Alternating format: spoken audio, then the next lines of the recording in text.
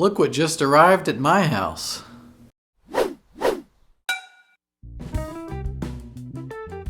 The Meelz Commuter eScooter arrived today, and this was one that I was a little bit curious about. This is a brand new e-scooter that's just now coming to the market, and it had some impressive specs for the price range that it was in. Let's check out what's included in the box.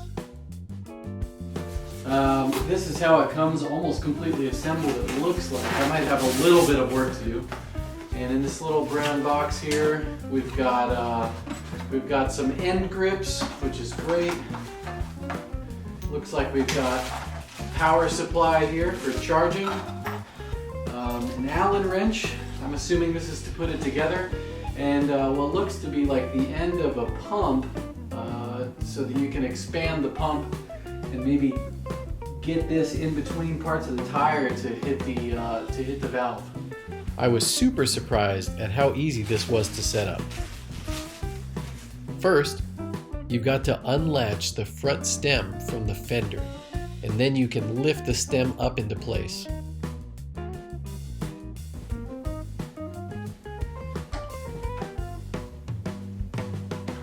Then, lock everything in place with the lever and then with the ring.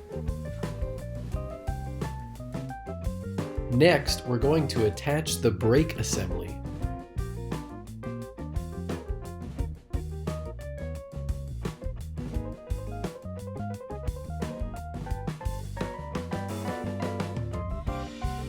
For step number 3, you need to tighten the brake assembly. You can do this by using the Allen wrench, which comes in the box.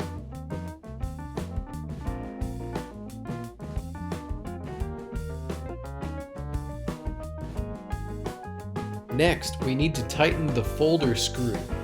This helps to keep the stem in place and very stable while you're riding.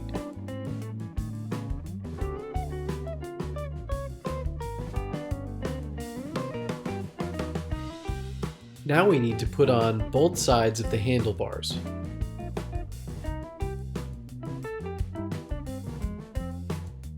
One very interesting thing that I found while putting this scooter together was that both of the handlebars screw in the same direction. This means if you're thinking righty-tighty, lefty-loosey, you're probably not doing it correctly, unfortunately. Okay, so this thing was phenomenally easy to put together and only took one tool. For now, I'm gonna go take this thing outside and start to put some miles on it. Okay, so first let's start talking about speeds. For reference, I weigh somewhere between 180 and 185 pounds. First off, you should know that this e-scooter features 3 different riding modes at various different speeds. Here in beginner mode, or what I'll call mode 1, I saw a top speed of 6 miles an hour. You're probably not going anywhere fast in this mode, but it's great for first-time riders. In mode 2, or what they call normal mode, I was averaging about 10 miles an hour. In mode 3, or sports mode, I was seeing an average of about 15 miles an hour, but I actually did see as high as 17 miles an hour. This was the mode that I was typically riding in around town, as it was good with keeping up with traffic, and I felt that I was running the e-scooter at a typical pace for how I like to ride. For those of you wondering if this also measures in kilometers per hour, it absolutely does. This is from one of my rides, and this is in mode 3, or sports mode. Also, did you happen to hear those beeps just a moment ago? That's the cruise control kicking in and letting you know that it's on. So over the past couple weeks, I rode this e-scooter everywhere that I possibly could go in the island of Manhattan. I went out to meet friends for coffee, I took it up to a jam session in Harlem, I rode it through Central Park, and I even took it to hit some golf balls at Chelsea Pier.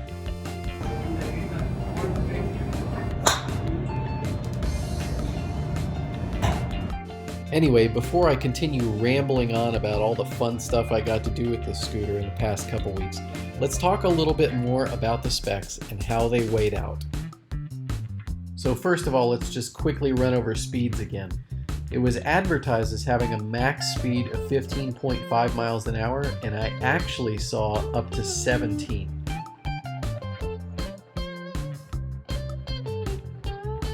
In the range department, it was advertised as having a max range of 16 miles.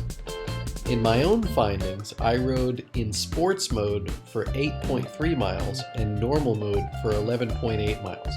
I imagine that if you use beginner mode, that you could actually get the 16 miles, but I did not try it because at 6 miles an hour, that would have taken me a very, very long time. The Commuter is advertised as having a 220-pound max load. With me being 180-ish pounds, I saw no issues with this scooter and my weight. Just in case you didn't know, this e-scooter is powered with a 350-watt brushless motor. Looking at the competitors in its class, this has 100 more watts. With these battery specs in mind, the website advertised that the charge time would be 2 to 3 hours. The average of all of my charges was 2 hours and 8 minutes. Also note that the battery is removable, but we'll talk about that in a little bit.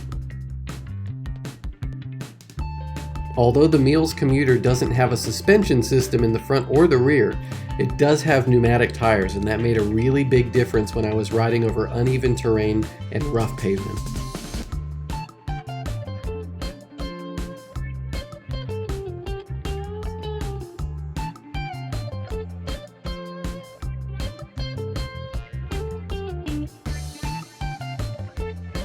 Although this e-scooter has no front brake, it does have a very good disc brake in the rear and also a step-on brake in the rear for the tires. So you've got 2 brakes to choose from on the back end of the scooter.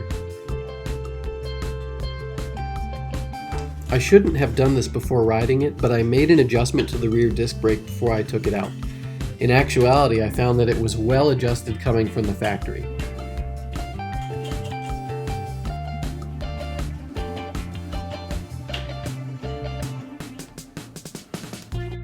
Over the last 2 weeks, I've ridden this scooter over 100 miles in the city of New York.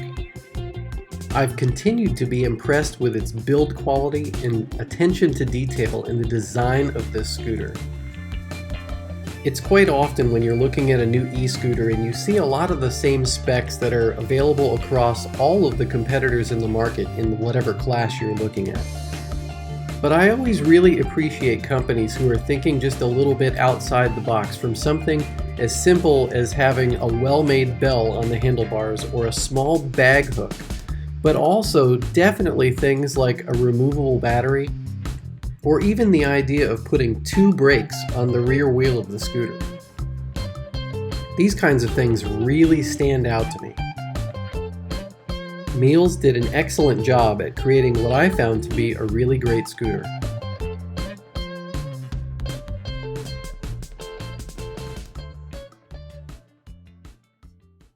Okay, so now I've ridden about 100 miles on this e-scooter over the past 2 or 2.5 weeks or so. And so I've been able to come up with what I think are a really good list of pros and cons to this scooter. Let's start with the things that I really like. First of all, this scooter is really easy to set up, and it's also just as easy to fold down and carry away. With it being only 27 or 28 pounds, it didn't hurt me to pick this up and walk it upstairs, which I did try to do quite a few times just to kind of see how this would have been on me. I like that in building this e-scooter that Meelz decided to do an aluminum frame with this, which I found was a really big upside in comparison to the competition. I always felt when I was riding this that this e-scooter was very sturdy and stable, and I think that we can owe a lot of that to the construction and the way that it was designed specifically. I also really like how clean this frame is from top to bottom. You see a lot of e-scooters that come out that have a lot of kind of hodgepodge cabling, and it just looks really untidy and not really close enough to what I would find that I'd like to buy in a scooter. I also like how they've managed to hide the cabling in the front stem and in other places in the scooter, and I feel that this is a very clean design. I really enjoy that. I also really like that this had a working rear taillight. One of my biggest things as a scooter rider is visibility, and quite often, especially in this range of scooter, a lot of manufacturers will put something that looks like a taillight in the back, but it's something that doesn't actually work. It might just be a reflector, which is okay, but it's nice to have the attention of the people that are riding around you, or traffic, or foot traffic, or whatever it is, that shows when you're braking. At the end, it just adds up to a little bit more safety for the rider. On the subject of brakes, I also really enjoy the way that they did the rear brake design for this. First of all, you've got a nice usable disc in the back that I thought was tensioned actually really well when I got it. Usually with these, when I get an e-scooter in, I shouldn't do this, but I kind of put the tension a little bit higher from up here on the handle, so that I know that I'm going to be able to stop later. But when I initially did that for this e-scooter and I hit the brake for the first time, it almost threw me off the scooter because I over-tensioned it, and I should have just left it as it came adjusted from the factory. Secondly, for the other style of rider that might appreciate the step-on rear brake, this has one also. Although that's not something that I typically use when I ride, as I'd probably prefer the disc, the step-on brake is going to be great for a lot of riders. It also gives you just a little bit extra if you need a little bit extra stopping power. As you can see here and in other places in my riding video, the LCD is super bright even in the sunlight. One thing that I thought that was really interesting with this, maybe even a little surprising, is how useful the front LED light is on this. So I'm standing next to the window and there's a lot of light coming into the room at the moment, but the point where I click on the headlight, you can see it's a useful headlight. I know that it's small, but it does pack a punch. Another really great idea with this was the design of the battery, and the idea that they were able to put it in the front stem here, and that it's so easy to get in and out. So just to do this, you have to click open the top of where the LCD display is. There's a lid there. Inside there's a little plug that you need to turn and pull out. Put that there, and then you can just literally just pull the battery right out. This makes it really easy to exchange batteries. Maybe if you've got a little bit of a longer commute or something like that, you can keep a battery at the office and charge it there, and it's so swappable, it's unbelievable. I mean, I can't understand why a lot of companies haven't adopted this idea. Also, you can charge the battery in the scooter. There's a port down at the bottom, or you can charge it when you've pulled it out. Here at the bottom there's a little plug port.